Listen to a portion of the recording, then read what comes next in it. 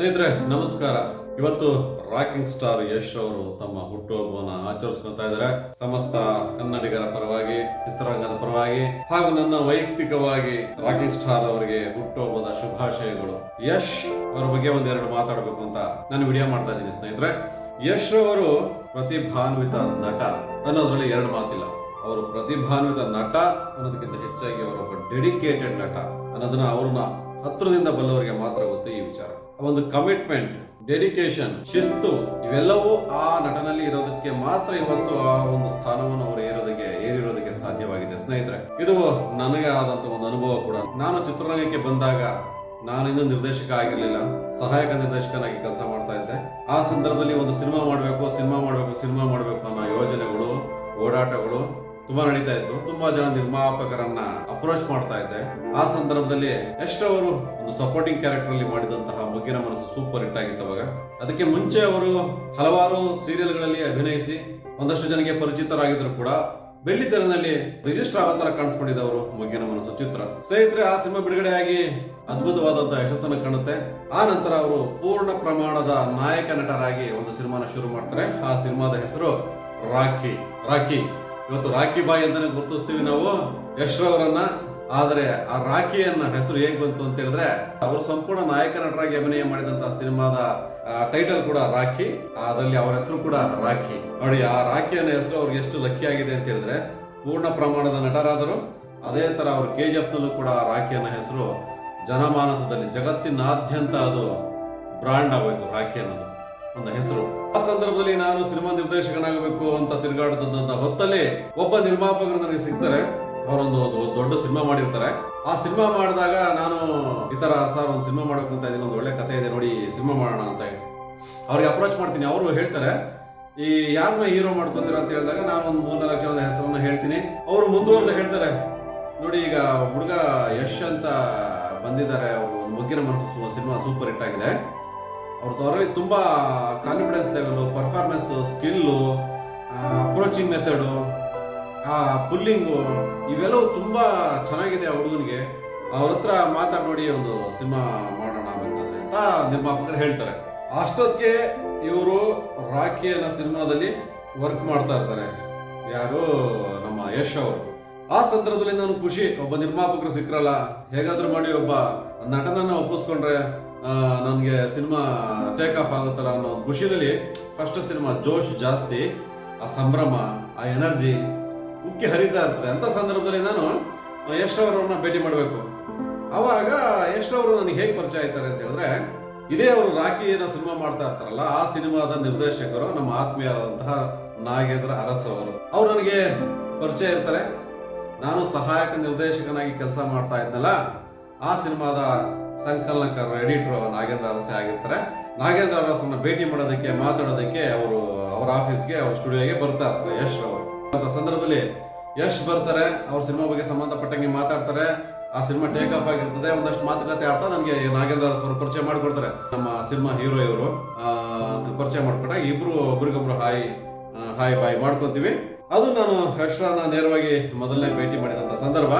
ಮುಂದುವರೆದಂತೆ ಆ ನಿರ್ಮಾಪಕರು ಎಷ್ಟೋರ ಕಾಲ್ ಶೀಟ್ ತಗೊಂಬಂದ್ರೆ ಒಂದು ಸಿನಿಮಾ ಮಾಡೋಣ ಅಂತ ಒಂದು ಆಸೆನ ಯಾವಾಗ ವ್ಯಕ್ತಪಡಿಸ್ತಾರೆ, ಆ ಸಂದರ್ಭದಲ್ಲಿ ನಾನೇನ್ ಮಾಡ್ತೀನಿ, ನಾಗೇಂದ್ರ ಅರಸ್ ಅವ್ರಿಗೆ ಮಾತಾಡಿ, ನೋಡಿ ಅವರ ಒಂದು ಕಾಲ್ ಶೀಟ್ ಬೇಕು, ಹೇಗೆ ಅವರು ಒಂದು beautiful artist sir, very dedicative, ಏನಿದೆ ಒಂದು ಸಿನಿಮಾ ಅಂತ ಕಮಿಟ್ ಆದ್ರೆ ತುಂಬಾ ಡೆಡಿಕೇಶನ್ ಇಂದ ವರ್ಕ್ ಮಾಡುವಂತ ಎನರ್ಜೆಟಿಕ್ ಆರ್ಟಿಸ್ಟು, ಅವ್ರ ಒಳ್ಳೆ ಭವಿಷ್ಯ ಇದೆ ಅಂತ ನಾಗೇಂದ್ರ ಅರಸ್ ಅವರು ಕೂಡ ನನಗೆ ಹೇಳ್ತಾರೆ. ನಾನು ಸರಿ ಅವ್ರ ನಂಬರ್ ಕೊಡಿ ಅಂತ ಅವ್ರ ಹತ್ರ ನಂಬರ್ ಕಲೆಕ್ಟ್ ಮಾಡ್ಕೊಂಡು ಕರೆ ಮಾಡ್ತೀನಿ, ಮಾತಾಡ್ತೀನಿ. ಈ ತರ ಸರ್, ನಾನು ಕೃಷ್ಣ ಅಂತ ಒಂದು ಸಿನಿಮಾ ಮಾಡಬೇಕು ಅಂತ ಪ್ಲಾನ್ ಮಾಡ್ತಾ ಇದೀವಿ, ನಮ್ಮ ನಿರ್ಮಾಪಕರು ನಿಮ್ಮನ್ನ ಸಜೆಸ್ಟ್ ಮಾಡಿದ್ದಾರೆ, ನಿಮ್ಮ ಸಿನಿಮಾ ಕೂಡ ಚೆನ್ನಾಗಿದೆ, ಮೊಗ್ಗಿನ ಮನಸ್ಸು, ಅದರಲ್ಲಿ ನಿಮ್ಮ ಪರ್ಫಾರ್ಮೆನ್ಸ್ ಲೆವೆಲ್ ತುಂಬಾ ಚೆನ್ನಾಗಿದೆ, ಬನ್ನಿ ಒಂದು ಸಿನಿಮಾ ಮಾಡೋಣ, ಒಂದು ಒಳ್ಳೆ ಕಥೆ ಇದೆ ನಿಮಗೋಸ್ಕರ ಅಂತ ನಾನು ಅವ್ರಿಗೆ ಅಪ್ರೋಚ್ ಮಾಡ್ತೀನಿ. ಅವರು ಎಷ್ಟು ಪ್ರೀತಿಯಿಂದ ಮಾತಾಡ್ತಾರೆ, ಸರ್ ನಮಸ್ತೆ, ನೀವು ನನಗೆ ಆಫರ್ ಕೊಡ್ತಾ ಇರೋದಕ್ಕೆ ಖುಷಿ, ಸಂತೋಷ ಆಗ್ತಾ ಇದೆ. ಆದ್ರೆ ಒಂದು ಸಮಸ್ಯೆ ಏನಂತ ಹೇಳಿದ್ರೆ, ನಾನೀಗ ಆಲ್ರೆಡಿ ರಾಖಿಯನ್ನ ಸಿನಿಮಾ ಮಾಡ್ತಾ ಇದ್ದೀನಿ, ನಿಮ್ಗೆ ಗೊತ್ತಲ್ವಾ ಸರ್ ಅಂತ ಹೇಳಿದಾಗ, ಹೌದು ರಾಖಿಯನ್ನ ಸಿನಿಮಾ ಮಾಡ್ತಾ ಇದ್ದೀರಾ, ಅಲ್ಲಿ ನೀವು ಪೂರ್ಣ ಪ್ರಮಾಣದ ನಾಯಕ ನಟರಾಗಿ ನೀವು ಮಾಡ್ತಾ ಇದ್ದೀರಾ, ಅವರಿಂದ ನಿಮ್ಮ ನಿರ್ದೇಶಕರಿಂದ ನಾನು ನಿಮ್ಮ ನಂಬರ್ ತಗೊಂಡು ಮಾಡ್ತಾ ಇದ್ದೀನಿ ಅಂತ ಹೇಳಿದಾಗ, ಸೊ ನನ್ನಲ್ಲಿ ಒಂದು ಶಿಸ್ತನ್ನ ಇಟ್ಕೊಬೇಕು ಅಂತ ನಾನು ಡಿಸೈಡ್ ಮಾಡಿದ್ದೀನಿ ಸರ್. ಒಂದು ಸಿನಿಮಾಗೆ ಕಮಿಟ್ ಆದ್ರೆ ಆ ಸಂಪೂರ್ಣವಾಗಿ ಆ ಸಿನಿಮಾದಲ್ಲಿ ಡೆಡಿಕೇಟ್ ಮಾಡ್ಕೊಂಡು ತೊಡಗಿಸ್ಕೊಂಡು ಆ ಚಿತ್ರ ಬಿಡುಗಡೆ ಆಗೋ ತನಕ ಕೂಡ ನಾವು ಬೇರೆ ಯಾವುದೇ ಸಿನಿಮಾದಲ್ಲಿ ನಟಿಸಬಾರ್ದು ಅಂತ ನನಗೆ ನಾನೇ ಒಂದು ಸ್ವಯಂ ಶಿಸ್ತನ್ನು ಹಾಕೊಂಡಿದ್ದೀನಿ ಸರ್ ಅಂತ ಹೇಳ್ತಾರೆ. ಓ ಹೌದಾ, ಹಾಗಾದ್ರೆ ನೀವು ಆ ಸಿನಿಮಾ ಬಿಡುಗಡೆ ಆಗೋ ತನಕ ಬೇರೆ ಯಾವುದೋ ಸಿನಿಮಾಗಳಲ್ಲಿ ನಟಿಸಲ್ಲ ಅಂತ ಕಾಣಿಸುತ್ತೆ ಅಂತ ನಾನು ಕೇಳ್ತೀನಿ. ಅಲ್ವಾ ಸರ್, ಕರೆಕ್ಟ್ ಅಲ್ವಾ ಸರ್ ನಾನು ಅಂದ್ಕೊಂಡಿರೋದು? ಒಂದು ಸಿನಿಮಾ ಬಿಗಿನಿಂಗ್ ಇಂದ ಕೊನೆ ತನಕ ನಿರ್ಮಾಪಕ ನಿರ್ದೇಶಕರ ಜೊತೆಯಲ್ಲಿ ಇದ್ದುಕೊಂಡು ಅದು ಸಿನಿಮಾ ಅವರ ಸಿನಿಮಾ ಅಲ್ಲ ನನ್ನ ಸಿನಿಮಾ ಅಂದ್ಕೊಂಡು ಕಂಪ್ಲೀಟ್ ಅದನ್ನ ತೆರೆ ಮೇಲೆ ತರೋ ತನಕ ನಾವು ಅದ್ರ ಜೊತೆ ಇರಲೇಬೇಕಾಗುತ್ತಲ್ಲ ಸರ್. ಅದು ಒಬ್ಬ ಕಲಾವಿದನಿಗೆ ಇರಬೇಕಾದ ಕಮಿಟ್ಮೆಂಟ್ ಅಲ್ವಾ ಸರ್? ಸರಿನಾ ನಾನು ಮಾಡ್ತಾ ಇರೋದು ತಪ್ಪಾ ಅಂತ ಕೇಳ್ತಾರೆ ಅವರು. ನನಗೊಂಥರ ಖುಷಿ ಆಗುತ್ತೆ, ಜೊತೆಗೆ ಅವ್ರ ಮೇಲೆ ನನಗೊಂಥರ ಹೆಮ್ಮೆ ಮೂಡುತ್ತೆ.